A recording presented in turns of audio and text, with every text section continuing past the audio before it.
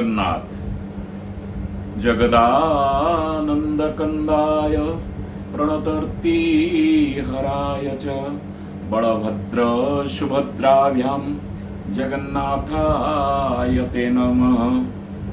जी समग्र जगतर आनंदर मूल उच्च मूलपिंड जहांकु प्रणिपात कले समस्त दुख समस्त विपत्ति दूर हो जाई थाए। बलभद्र सुभद्रांक सहित सही सर्व प्राणमय जगन्नाथ को मु प्राध्यापक प्रभात मल्लिक साष्टांग प्रणिपात करुछि। पवित्र पतित पावन यात्रा बा घोष यात्रा अवसर रे अगणित जगन्नाथ प्रेमी श्रोता बंधु मानंकु साष्टांग प्रणिपात जणाई 10 मिनिट समय मध्यरे ए जगन्नाथ संस्कृति भली एक व्यापक और शेषहीन विषय वस्तु उपरे आलोकपात करिवार दुस्साहस करुछि। जगन्नाथ संस्कृतिर एही महान अमीय अमृत धारारे अवगान करिवार सुजोग सृष्टि करितिबा दयालधाम यूट्यूब चैनल रो कर्तृपक्ष एही संस्था ओ मो मध्यरे संपर्कर सेतु साधितिबा प्रख्यात संगीत निर्देशक शरद चंद्र धड़ंकु मध्य मु कृतज्ञता ज्ञापन करुछि। वर्तमान प्रश्न उठे किए एही जगन्नाथ ये जगन्नाथ संस्कृतिर स्वरूप कौन तार आधार कौन।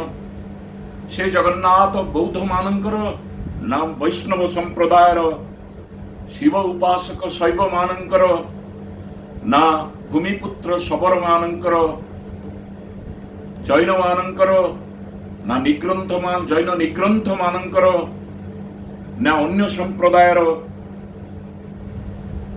ज्ञान विज्ञान साहित्य इतिहास दर्शन तत्व ये समस्त सकल तत्वर अद्भुत पूर्व विकास सत्वे श्री जगन्नाथ ओ जगन्नाथ संस्कृति एबे भी एक विरल विस्मय होई रही एक प्रहेलिका होई रही।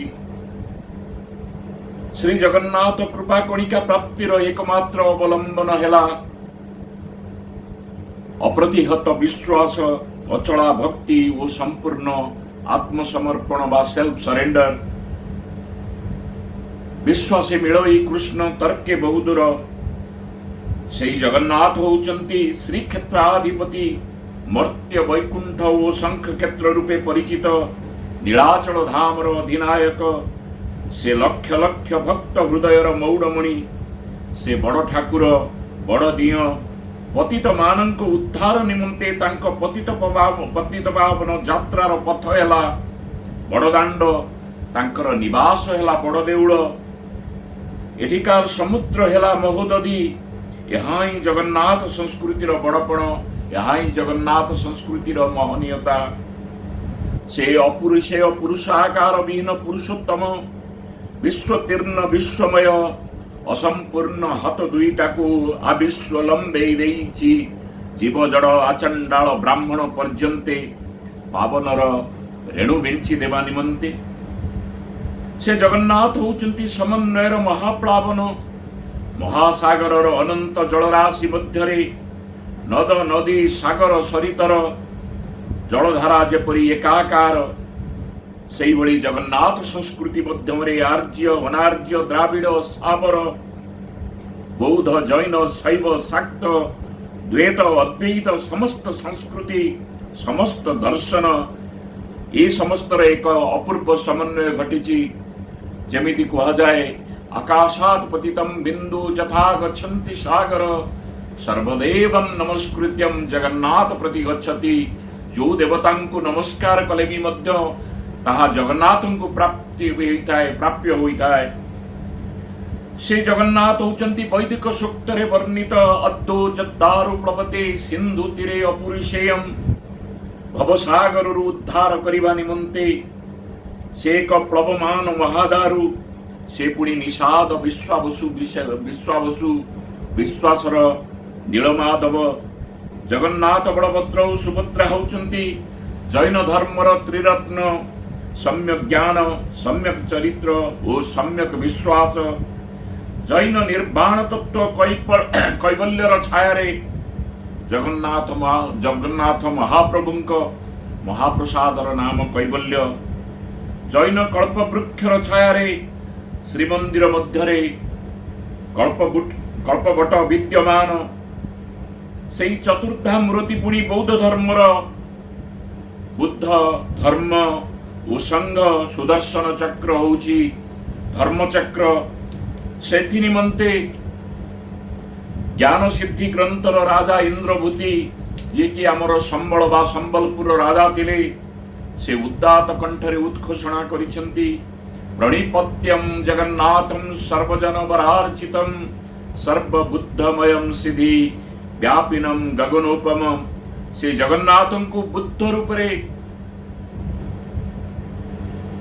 ଉପାସନା କରିଛନ୍ତି, ବୁଦ୍ଧ ରୂପରେ ତାଙ୍କୁ ଆବାହନ କରିଛନ୍ତି। ଶୂନ୍ୟ ସଂହିତାରେ ଅଚ୍ୟୁତାନନ୍ଦ କହିଛନ୍ତି, ନୀଳାଚଳରେ ନରହରି ବୌଦ୍ଧ ରୂପେ ଅବତରି। ସେ ପୁଣି ଶୈବ ଧର୍ମର ଏକ ପାଦ ଭୈରବ, ଶାକ୍ତ ଧର୍ମର ବିମଳା ହେଉଛନ୍ତି ଜଗନ୍ନାଥଙ୍କ ମହାଦେବୀ, ଶ୍ରୀକ୍ଷେତ୍ର ପୀଠେଶ୍ୱରୀ ଏବଂ ଜଗନ୍ନାଥଙ୍କୁ ଅର୍ପଣ କରାଯାଇଥିବା ପ୍ରସାଦ ବିମଳାଙ୍କ ପାଖରେ ଅର୍ପିତ ନହେଲେ ମହାପ୍ରସାଦର ମାନ୍ୟତା ପାଇନଥାଏ। ଏଥି ନିମନ୍ତେ କାଳିକା ପୁରାଣ ଘୋଷଣା କରିଛି, ବିମଳାସା ମହାଦେବୀ ଜଗନ୍ନାଥସ୍ତୁ ଭୈରବ। ଇଏ ହେଉଛି ଜଗନ୍ନାଥ ଧର୍ମର ଶାକ୍ତ ସଂସ୍କୃତି ସହିତ ନିବିଡ଼ ସମ୍ପର୍କ। ସେ ପୁଣି ବୈଷ୍ଣବ ଧର୍ମର କୃଷ୍ଣ, ଗୋପୀଜନ ବଲ୍ଲଭ, ହରି, ବିଷ୍ଣୁ, ବିଶିଷ୍ଟ ଦାର୍ଶନିକ ଏବଂ ଅଦ୍ୱୈତ ତତ୍ତ୍ୱ ପ୍ରବକ୍ତା ଶଙ୍କରାଚାର୍ଯ୍ୟ ଜଗନ୍ନାଥଙ୍କ ସେହି ଅପୂର୍ବ ମୂର୍ତ୍ତି ତତ୍ତ୍ୱ ମଧ୍ୟରେ ଆବିଷ୍କାର କରିଛନ୍ତି ଯମୁନା କୂଳର କୃଷ୍ଣକୁ ଏବଂ ଗାଇଛନ୍ତି, କଦାଚିତ୍ କାଳିନ୍ଦୀ ତଟ ବିପିନୋ ସଙ୍ଗୀତ କରବୋ।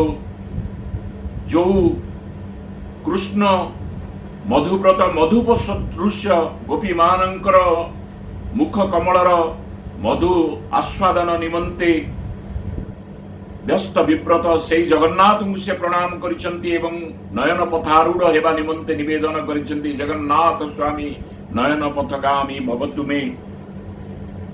ତାଙ୍କୁ ଦର୍ଶନ କରିବାକୁ ପାଗଳ ହୋଇ ଛୁଟିଛନ୍ତି ଭାରତର ବିଭିନ୍ନ ପ୍ରାନ୍ତ ପ୍ରଦେଶରୁ ସାଧୁ ସନ୍ଥମାନେ। ଦକ୍ଷିଣ ଭାରତର ରାମାନୁଜ ଆସି ପୁରୀ ସହରରେ ପ୍ରତିଷ୍ଠା କରିଛନ୍ତି ଏମାର ମଠ ଏବଂ ସନ୍ଥ କବୀର ବନାରସ ପରିତ୍ୟାଗ କରି ଆସି ସିନ୍ଧୁ ତୀରରେ ସମୁଦ୍ର କୂଳରେ ପ୍ରତିଷ୍ଠା କରିଛନ୍ତି ତାଙ୍କର ତମ୍ବୁ ଏବଂ ଲେଖିଛନ୍ତି, କାଶୀ ଛୋଡ଼ି ଓଡ଼ିଶା ମାଡ଼ି ଗାଢ଼ା ତମ୍ବୁ ସିନ୍ଧୁ ତୀର। ଶିଖ ଧର୍ମର ପ୍ରତିଷ୍ଠାତା ଗୁରୁ ନାନକ ଜଗନ୍ନାଥଙ୍କ ମଙ୍ଗଳ ଆଳତୀ ଦର୍ଶନ କରି ଗ୍ରନ୍ଥ ସାହେବରେ ରଚନା କରିଛନ୍ତି ଗଗନ ମେ ଥାଲ। ଜଗନ୍ନାଥଙ୍କ ବନ୍ଦନା ଥାଳିରେ ସେ ଦର୍ଶନ କରିଛନ୍ତି ସୂର୍ଯ୍ୟ, ଚନ୍ଦ୍ର, ଗ୍ରହ, ନକ୍ଷତ୍ର ଏବଂ ବିଭିନ୍ନ ଜ୍ୟୋତିଷ ରାଶିମାନଙ୍କୁ, ଜ୍ୟୋତିର୍ମଣ୍ଡଳର ଆକାଶର ବିଭିନ୍ନ ଗ୍ରହ, ନକ୍ଷତ୍ର ଏବଂ ଜ୍ୟୋତିଷ୍କମାନଙ୍କୁ ସେ ଦର୍ଶନ କରିଛନ୍ତି। ପ୍ରେମ ଭକ୍ତି ତତ୍ତ୍ୱର ଶ୍ରେଷ୍ଠ ପ୍ରବର୍ତ୍ତକ ଶ୍ରୀ ଚୈତନ୍ୟ ତାଙ୍କ ଜୀବନର ଅନ୍ତିମ 18 ବର୍ଷ ଜଗନ୍ନାଥଙ୍କ ସେବାରେ ନିଜକୁ ନିୟୋଜିତ କରିଛନ୍ତି ପୁରୀ ସହରରେ। ସେହି ଜଗନ୍ନାଥ ପୁଣି ବିଧର୍ମୀ ଶାଲବେଗଙ୍କୁ ଦର୍ଶନ ଦେବା ନିମନ୍ତେ ନିଜର ରଥକୁ ଅଟକେଇ ଦେଇଛନ୍ତି। ସେ ଦଳିତ ଦାସିଆ ବାଉରୀ ହାତରୁ ବି ତାର ଶ୍ରଦ୍ଧାର ନାରିକଳକୁ ଗ୍ରହଣ କରିଛନ୍ତି। ସେହି ଜଗନ୍ନାଥ ହେଉଛନ୍ତି ଜଗତର ନାଥ।